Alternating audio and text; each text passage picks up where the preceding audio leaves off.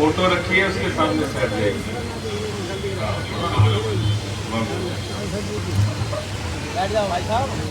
एक बार जोरदार नारा लगाएंगे, भारत माता की इंकलाब, इंकलाब, आम आदमी, आम आदमी।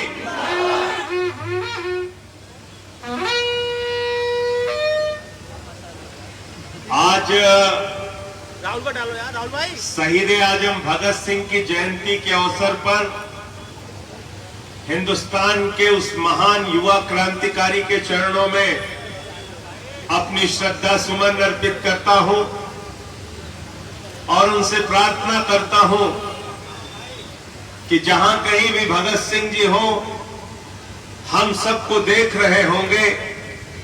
इस मेरठ की क्रांतिकारी धरा पर आज हम सब आपसे हाथ जोड़कर प्रार्थना कर रहे हैं, हमें भी शक्ति दीजिए, हमें भी साहस दीजिए, हमें भी कुर्बानी का जज्बा दीजिए कि इस देश को महंगाई और बेरोजगारी से आजाद कराने के लिए हमारा भी संघर्ष इस देश के अंदर चले। मैं हृदय की गहराइयों से बधाई देना चाहता हूं पश्चिम प्रांत के हमारे अध्यक्ष भाई सोमेंद्र ढाका जी को, जो पिछले 3 दिनों से लगातार अपने साथियों के साथ अनशन कर रहे हैं, अपने शरीर को कष्ट दे रहे हैं। और कष्ट इसलिए दे रहे हैं कि नरेंद्र मोदी जी की जो सरकार है वो हिंदुस्तान के किसानों को कष्ट दे रही है, माताओं बहनों को कष्ट दे रही है, नौजवानों को कष्ट दे रही है, अन्नदाताओं को कष्ट दे रही है, इस देश के आम आदमी को तकलीफ दे रही है। इसलिए सोमेंद्र ढाका अपने आप को तकलीफ देके सरकार से मांग कर रहे हैं कि उनकी तकलीफ दूर करो। और हमारी तकलीफ क्या है? हमारी तकलीफ यह है दोस्तों कि देश का अन्नदाता कहता है हमारे फसल का दाम दे दो, सरकार कहती है पैसा नहीं है।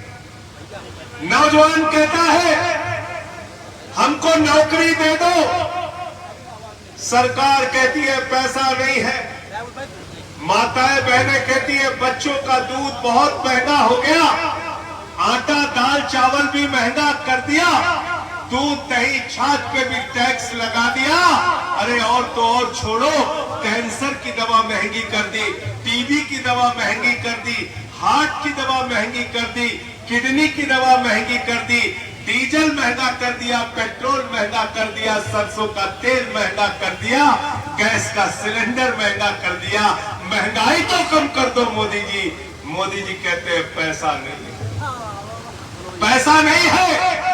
लेकिन ये पैसा गया कहां? इसका हिसाब मांगने के लिए आज इस क्रांतिकारी धरा पर आप लोग इकट्ठा हुए हैं।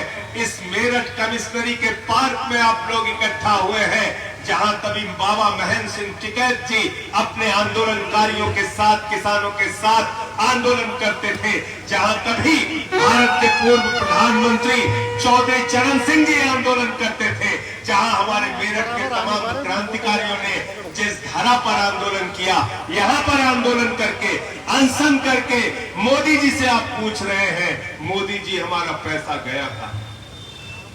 आपको मालूम है आपका पैसा कहां गया? बैंकों में किसका पैसा जमा होता है?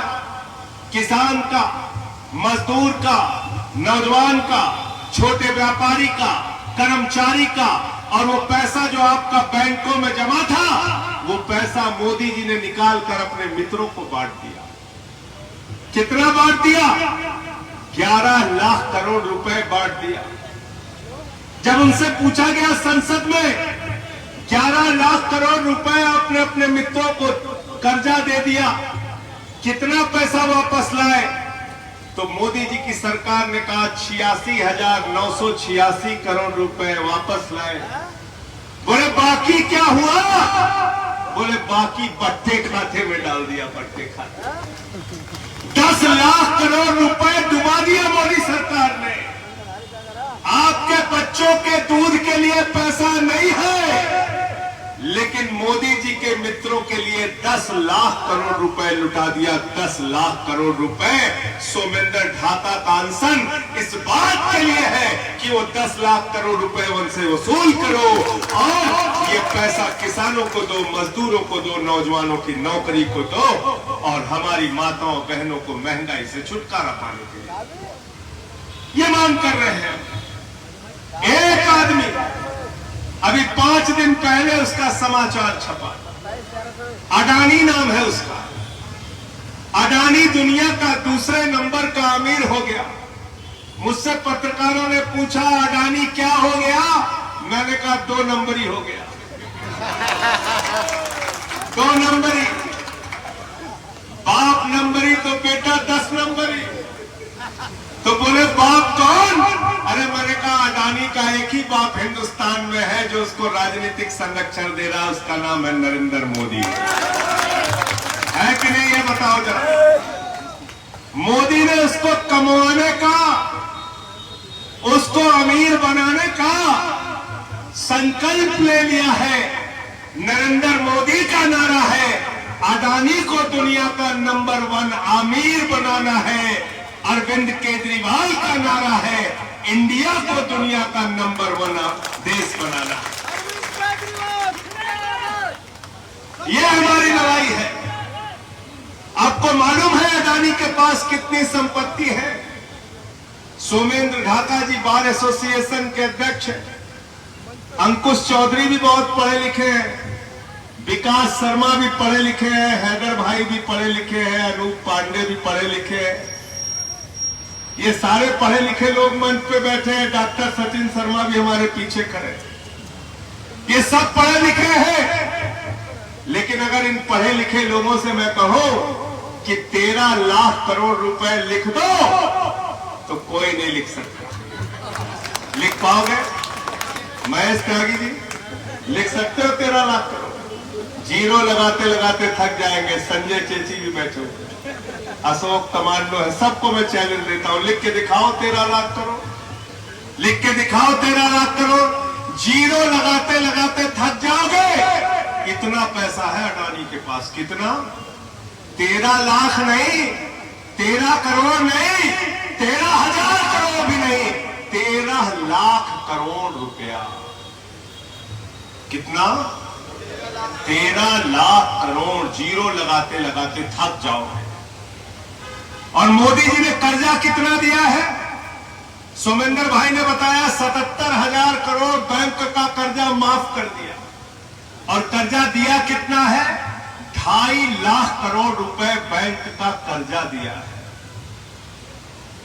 2.5 लाख करोड़ रुपए बैंक का कर्जा दिया है। अगर आपको 2.5 लाख रुपए का लोन खरीदना हो, लेना हो बैंक से, 2.5 लाख रुपए का लोन लेने में चप्पल घिस जाएगी। बैंक का मैनेजर दौड़ा दौड़ा के आपके पसीने निकाल देगा। 2.5 लाख रुपए आपको नहीं मिलेगा। अडानी को 2.5 लाख करोड़ का कर्जा मिला। तो मैं तो कह रहा था मोदी जी, ये वैशाली सिन्हा को भी 2.5 लाख करोड़ का कर्जा दे दो, ये भी 2 नंबर की अमीर हो जाएगी। दिला दो इसको भी 2.5 लाख करोड़ का है? क्यों भाई, गलत तो नहीं कह रहा हूं? तो ये अमीर बनाने की सनक सवार है मोदी की। कह रहे हैं हम अपने बेटे अडानी को अमीर बनाएंगे। देश का बेटा गरीबी में रहे। भारत भूखमरी के मामले में 116 देशों की सूची में 101 नंबर पर आ गया। और मोदी जी अडानी को दूसरे नंबर का अमीर बनाकर खुश हो रहे हैं। हम ये व्यवस्था नहीं चाहते।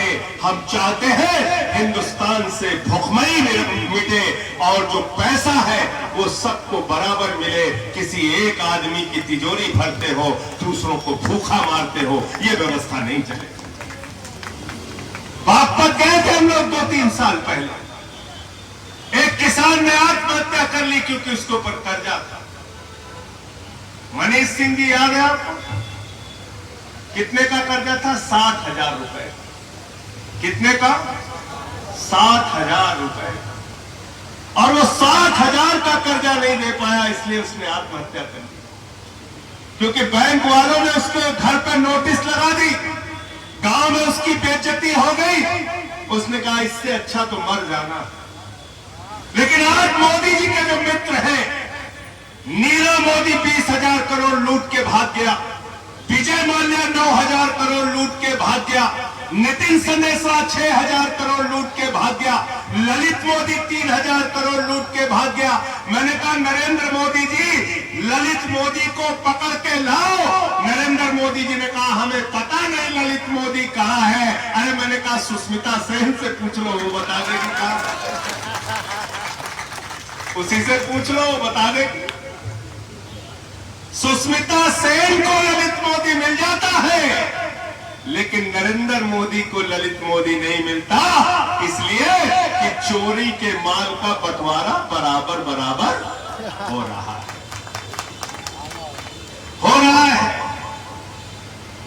अभी आम आदमी पार्टी के किसी नेता के बारे में पता चल जाए कि उसके नाना जी ने 4 समोसा 10 साल पहले खाया था, पैसा नहीं दिया, तो कहेंगे इसकी सीबीआई से जांच कराओ, इसको फांसी पे चढ़ा दो। कहते नहीं कहते? मनीष सिसोदिया के घर छापा मारो, केजरीवाल जी के घर छापा मारो, बाबा योगी ने मेरे खिलाफ 23 मुकदमा लिख दिया। कहां गए अरविंद बालियान? इनके जिले में भी लिखवा दिया, मुजफ्फरनगर में, मुजफ्फरनगर, मेरठ, बागपत, ओमवीर जी का भी जिला, कोई जिला बचा नहीं, सब जगह मुकदमा मुकदमा मुकदमा। 23 मुकदमा लिखवाया बाबा जी ने मेरे खिलाफ, एक दिन में 9 मुकदमा लिखवाया, राष्ट्रद्रोह का मुकदमा लिखवाया। मैंने कहा बाबा जी 23 नहीं 2300 मुकदमा लिखो, लेकिन संजय सिंह तुम्हारे खिलाफ लड़ता रहेगा, हम कोई चुप बैठने वाले लोग नहीं। दादागिरी से उत्तर प्रदेश नहीं चलेगा, आंदोलन करेंगे, अपनी आवाज को उठाएंगे और आपसे लड़ाई लड़ेंगे, किसानों के लिए, नौजवानों के लिए। जहां जाता हूं लोग अपनी पीड़ा लेके आ जाते हैं। कई ऐसे नौजवान हैं जिनका दरोगा में भर्ती नहीं हुआ, सिपाही में भर्ती नहीं हुआ। कई ऐसे बुनकर समाज के लोग हैं जिनका व्यापार बर्बाद हो गया। कई ऐसी हमारी शिक्षा मित्र माताएं बहनें हैं जिन्होंने सिर मुड़वा के सरकार के खिलाफ प्रदर्शन किया। कहीं बुलंदशहर में कौशल चौहान की कहानी है, जो शिक्षा मित्र अपने बच्चों का पालन पोषण नहीं कर पाया, तो ट्रेन के आगे जाकर अपने आप को मार लेता है, अपनी आत्महत्या कर लेता है। ये दुश्वारियां, ये कहानियां, ये तकलीफें, ये पीड़ा हिंदुस्तान की सच्चाई बन गई है। आज हमने अभियान शुरू किया सेल्फी विद सरकारी स्कूल, और यह अभियान तब शुरू किया जब बाबा आदित्यनाथ जी ने कहा उत्तर प्रदेश के सरकारी स्कूल को हमने कॉन्वेंट बना दिया है।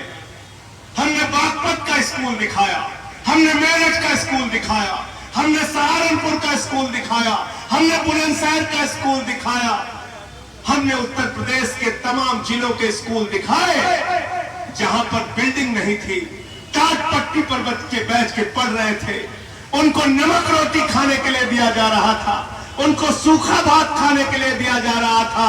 आदित्यनाथ जी, यह व्यवस्था उत्तर प्रदेश में नहीं चलेगी कि तुम्हारे मंत्री मोटा माल लूटे और हमारे बच्चे भात खाएं, नमक खाएं, रोटी खाएं। यह व्यवस्था हम चलने नहीं देंगे। इसलिए मैं आम आदमी पार्टी के कार्यकर्ताओं का आह्वान करना चाहता हूं, हम अपने बच्चों को नमक रोटी खाने नहीं देंगे। स्कूल की बदहाली के खिलाफ आंदोलन करना होगा और उत्तर प्रदेश के सरकारी स्कूलों को ठीक करने की लंबी लड़ाई हमको लड़नी होगी। अभी कल खबर पड़ रहा था गंगा मैया के नाम पे भ्रष्टाचार, गंगा मैया की सफाई के नाम पर करोड़ों का घोटाला। नदियों की हालत जाकर देख लीजिए, हिंडन में आप जाकर देखिए, गंगा नदी में, प्रयागराज में, काशी में जाके देखिए गंगा की हालत। गंगा रो रही है, उसमें नाले छोड़े जा रहे हैं, गंगा को प्रदूषित किया जा रहा है। प्रदूषण ठीक करने के नाम पर हजारों करोड़ रुपए निकाल लिया जा रहा है। और मोदी जी कहते हैं गंगा मैया ने बुलाया है, हम गंगा मैया साफ करेंगे। गंगा मैया नहीं साफ कर रहे हो मोदी जी, गंगा मैया के नाम पे रुपया साफ कर रहे हो। रुपया, गंगा मैया के नाम पे रुपया साफ हो रहा है। फर्जी नारों में आपको फंसा के रखते हैं। हिंदू मुसलमान, हिंदू मुसलमान। भाजपाइयों के पास आपकी समस्या का कोई समाधान नहीं है। आप रोजगार मांगते हो, कहते हैं हिंदू मुसलमान। आप फसल का दाम मांगते हो, कहते हैं हिंदू मुसलमान। आप अच्छी सड़कें मांगते हो, कहते हैं हिंदू मुसलमान। इनके पास एक ही फॉर्मूला है। नौजवान कहता है नौकरी दे दो, भाजपा कहती है नौजवानों तुमको लाठियों से पिटवाएंगे, जेल में भी डालेंगे, पीठ लाल कर देंगे मार मार के, लेकिन वोट बीजेपी को देना क्योंकि हम मुसलमानों को ठीक कर रहे हैं। गलत तो नहीं कह रहा हूं, गलत तो नहीं कह रहा हूं। किसान भाइयों तुमको फसल का दाम नहीं देंगे। अन्नदाताओं कर्ज के बोझ के तले दब के आत्महत्या कर लेना, लेकिन मरने से पहले अपने परिवार को बोल के जाना वोट बीजेपी को देना क्योंकि हम मुसलमानों को माताओं बहनों, भले ही महंगाई से तुम्हारा चूल्हा ना जले, भले ही महंगाई के कारण बर्बाद हो जाना, लेकिन वोट बीजेपी को देना क्योंकि हम मुसलमानों को ठीक कर रहे हैं। व्यापारी भाइयों मक्खी मारते रहना, भले ही तुम्हारा व्यापार बर्बाद हो जाए, सड़क पर कटोरा लेके घूमना, लेकिन वोट बीजेपी को देना क्योंकि हम मुसलमानों को। देश के लोगों, कोरोना की महामारी में भले लाखों की संख्या में मर जाना, नदी के घाट पर भले ही चील कौवे कुत्ते तुम्हारी लाशों को नोचते रहे, लेकिन वोट बीजेपी को देना क्योंकि हम मुसलमानों को ठीक कर रहे हैं। मुसलमानों को ठीक करते करते इन बेईमानों ने पूरे देश का बंटाधार कर दिया, बंटाधार कर दिया, बंटाधार कर दिया। मोदी जी कहते हैं भारत माता की जय, हम भारत की रेल बेचे।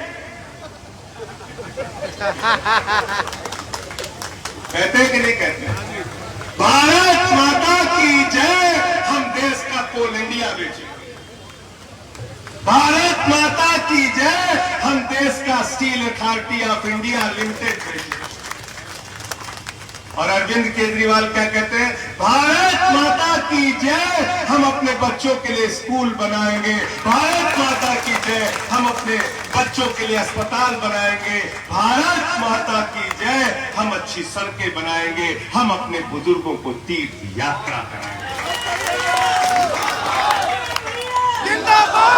हमने अपने कहानी सुनी है बुजुर्गों से कि बाप दादा की संपत्ति को जो बढ़ाते हैं वो सपूत कहलाते हैं, और बाप दादा की संपत्ति को जो बेचते हैं वो कपूत कहलाते हैं। भारत की सरकार एक कपूत सरकार है जो 6.5 लाख करोड़ रुपए की आपकी संपत्ति बेच रही है। 6.5 लाख करोड़ की संपत्ति बेच रही है। रेल बेच रहे हैं, सेल बेच रहे हैं, कोल इंडिया बेच रहे हैं, LIC बेच रहे हैं, बैंक बेच रहे हैं, सड़क बेच रहे हैं, बिजली बेच रहे हैं, पानी बेच रहे हैं, BPCL बेच रहे हैं, FCI बेच रहे हैं, पूरा हिंदुस्तान बेच रहे हैं।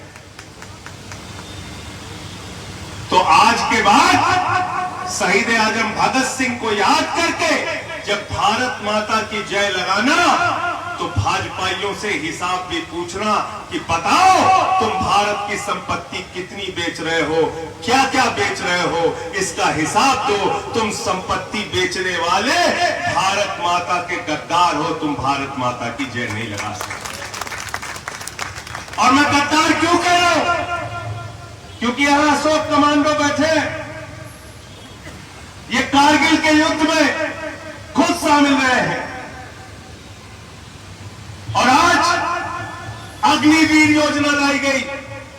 हमारे पश्चिमी उत्तर प्रदेश के लोग मेरठ के लोग, बागपत के लोग, मुजफ्फरनगर के, सहारनपुर के, बुलंदशहर के लोग, गाजियाबाद के लोग, अलीगढ़ के लोग, आगरा, मथुरा, नोएडा के लोग, जाके पता कीजिए। भूपेंद्र यादव जी लिस्ट बनाइए, चेतन त्यागी जी लिस्ट बनाओ, जाओ एक एक गांव में पूछो कितने सेना के लोग भारत की सेना में रह के सीमा की सुरक्षा कर रहे हैं। -50 डिग्री टेम्परेचर में सियाचिन में और +50 डिग्री टेम्परेचर में जैसलमेर में भारत माता की रक्षा के लिए कठिनाई सह रहे हैं, शहीद हो रहे हैं। और इन बेईमानों ने कहा 17 साल में सैनिक बन जाओ, 21 साल में पूर्व सैनिक बन जाओ। 34,000 अगर सेना के जवान हर साल कम होंगे तो भारत की सेना, याद रखना, 20 साल में आधी हो जाएगी। ये भारत की सेना के साथ मोदी जी की गद्दारी है, मैं कहना चाहता हूं। गद्दारी है कि नहीं बताओ मुझे। गद्दारी कर रहे हैं भारत की सेना के साथ। 20 साल में भारत की सेना आधी हो जाएगी, क्योंकि 34,000 सैनिक हर साल कम होंगे। और 34,000 सैनिक अगर हर साल कम हुए तो 20 साल में भारत की सेना तो आधी हो जाएगी। ये कैसे देशभक्त हैं, इनसे सवाल पूछना जरूरी है। ये देश को बांटने वाले लोग हैं दोस्तों, ये देश में नफरत फैलाने वाले लोग हैं। ये भारतवर्ष गंगा जमुनी तहजीब का देश है, हम मिली जुली संस्कृति वाले देश है। विविधता में एकता भारत की विशेषता है। यहाँ अलग अलग भाषा, अलग अलग जाति, अलग अलग धर्म के लोग एक साथ मिलकर रहते हैं। ये वो मुल्क है जहाँ बिस्मिल्लाह खान की सहनाई संकट मोचन के मंदिर में गूंजती है। ये वो मुल्क है जहाँ मलिक मोहम्मद जायसी पद्मावत लिखते हैं। ये वो मुल्क है जहाँ रसखान को पढ़कर हम भगवान कृष्ण के बारे में जानते हैं। ये वो मुल्क है जहाँ मोहम्मद रफी गाना गाते हैं, सुख के सब साथी दुख में न कोई, मेरे राम तेरा नाम एक साचा दूजा ना को। ये वो संस्कृति वाला भारतवर्ष है। और कौन से हिंदू धर्म की बात कर रहे हो तुम?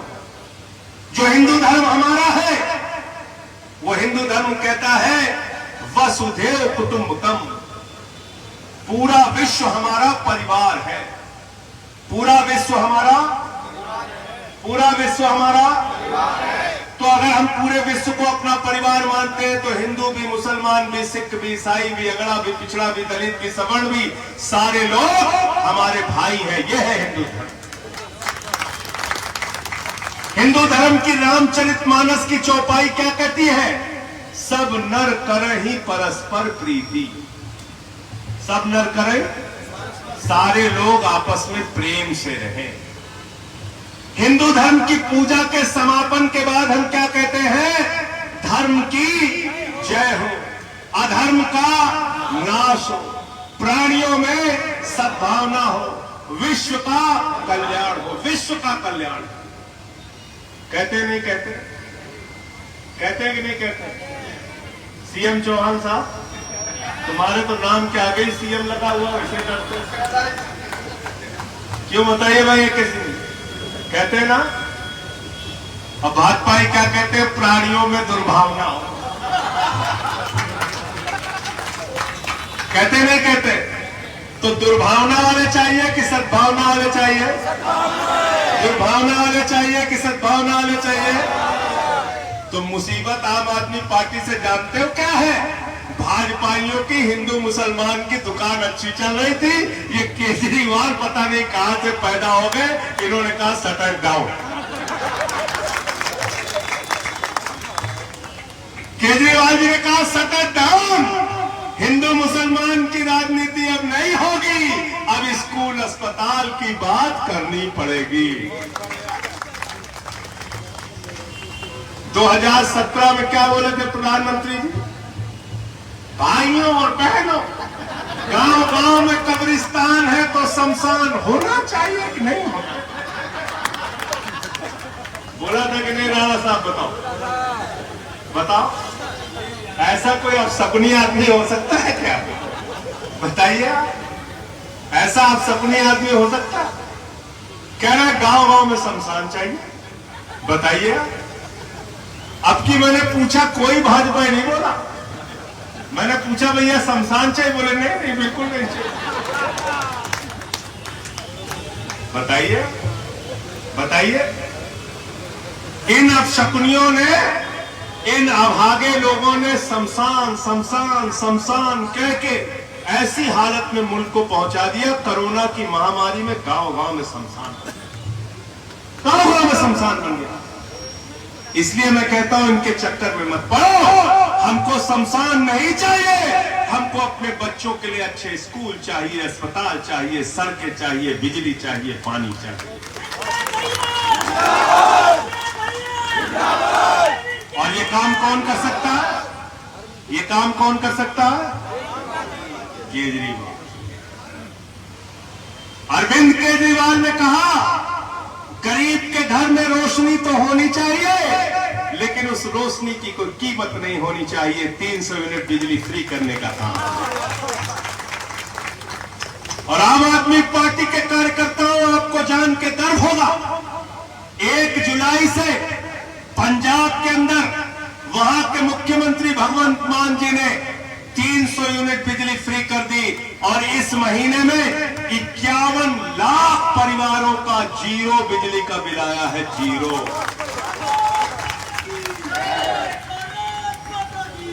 दिल्ली और पंजाब में नारे लग रहे हैं कि बिजली का बिल है जीरो और केजरीवाल भगवंत मान है हीरो। ये नारा लग रहा है। बुजुर्गों को तीर्थ यात्रा कराती है केजरीवाल जी की सरकार। पीने का साफ पानी निःशुल्क देती है केजरीवाल जी की सरकार। माताओं बहनों के लिए बस की फ्री यात्रा देती है केजरीवाल जी की सरकार।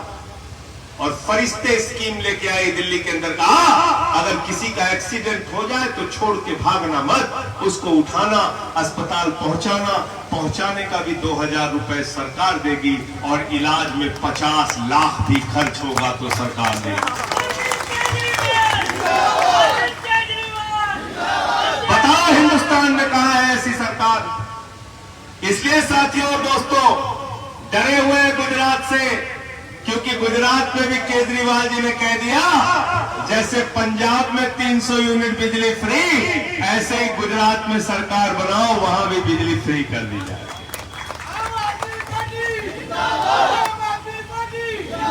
और लोग भी कह रहे हैं कि एक है भारतीय जुमला पार्टी और दूसरी है केजरीवाल जी की आम आदमी पार्टी। एक झूठ बोलने का काम करती है और एक सच बोलती है, वादे से ज्यादा काम करके दिखाती है। तो भाजपाइयों के वादों पर विश्वास मत करना। बरेली वाले लिखते हैं अपने सुरमे पे, क्या लिखते हैं? ममीरे का सुरमा। क्या लिखते हैं? नक्कालों से, नक्कालों से, नक्कालों से। तो भाजपाई जहां दिखे जान लेना नक्कालों से, नक्कालों से, नक्कालों से। इनसे सावधान हो जाओ, इनसे सावधान हो जाओ। हमारे यहां पूरब में लकड़ सुंगा आते थे बचपन में, लकड़ी सुंगा के घर लूट लेते थे। ऐसे ही लकड़ सुंगा है ये, जाति धर्म की लकड़ी सुंगा के पूरा हिंदुस्तान लूट रहे हैं, पूरा हिंदुस्तान लूट रहे हैं। मैं सिर्फ इतना कहना चाहता हूं, जो शुरुआत आज यहां पर हुई है इसको रोकना मत। आज सोमेंद्र भाई का आप लोगों ने इतनी भारी संख्या में आके साथ दिया, आप सबका हृदय से स्वागत और अभिनंदन करता हूं। और जब भी सोमेन ढाका जी आपको आह्वान करें, लड़ाई के लिए बुलाए मैदान में, इनके साथ कंधे से कंधा मिलाकर चलना, एक एक लड़ाई आपकी लड़ जाए। सहारा के करोड़ों लोगों का पैसा खा लिया गया है। जंतर मंतर पे आपका आंदोलन था, मैं वहां पर पहुंचा था जंतर मंतर के आंदोलन में सोमेंद्र भाई के साथ। और संसद का जब सत्र आएगा तो आपका विषय उठाऊंगा, जो आपके समाधान हो सकेंगे मुद्दे उसको भी करने का काम करूंगा। बुनकर समाज के लोगों का मामला भी संसद में उठाऊंगा, सिपाही भर्ती, दरोगा भर्ती का भी मामला संसद में उठाऊंगा। जो मेरी जिम्मेदारी है उसको मैं पूरा करूंगा, जो आपकी जिम्मेदारी है उसको आपको पूरा करना होगा। और लड़ने झगड़ने से काम नहीं चलेगा, मिल के रहना होगा।